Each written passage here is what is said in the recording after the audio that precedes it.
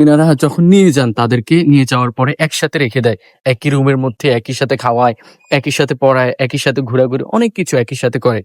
আসলে প্রবাসী যারা থাকেন সেই সমস্ত ভাইয়েরা অনেক সময় সহজ সরল কিংবা মন মানসিকতা অনেক ফ্রেশ হয়ে থাকে, অনেক নরম মনের হয়ে থাকে। কারণ দেশ থেকে অনেক দূরে তিনারা থাকেন।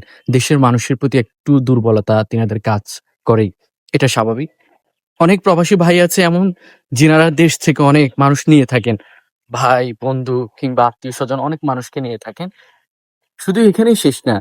তিনারা যখন নিয়ে যান তাদেরকে নিয়ে যাওয়ার পরে একসাথে রেখে দেয়। একই রুমের মধ্যে একই সাথে খাওয়ায়, একই সাথে পড়ায়, একই সাথে ঘোরাঘুরি অনেক কিছু একই সাথে করে। সেক্ষেত্রে সবথেকে বড় ক্ষতি যেটা হয়ে থাকে আপনার, ওই মানুষটাও একদিন আপনার জন্য কালসাপ হয়ে দাঁড়াবে।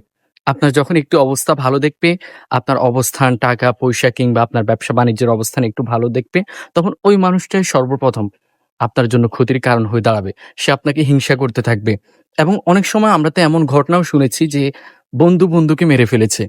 ভাই ভাইকে টাকার জন্য অথবা চোখের হিংসা লাগার কারণে অথবা দেখছে যে আমার ভাইটা অনেক টাকা ইনকাম করছে, অনেক কিছু করে ফেলতেছে। সেজন্য ভাই অনেক সময় ভাইকে মেরে ফেলে, ভাই ভাইকে অনেক সময় বের করে দেয়, ভাই ভাইয়ের ক্ষতি করতে থাকে। এজন্য প্রবাসী ভাইদেরকে বলছি, আপনারা যাদেরকেই নিবেন বিদেশে, আপনাদের সাথে হোক সে ভাই, হোক সে বন্ধু, নির্দিষ্ট একটা সময়ের জন্য উপকার করবেন। এত বেশি করতে যাবেন না, পরে যেন আপনাকে পস্তাতে হয়, পরে যেন আপনাকে আফসোস করতে হয়।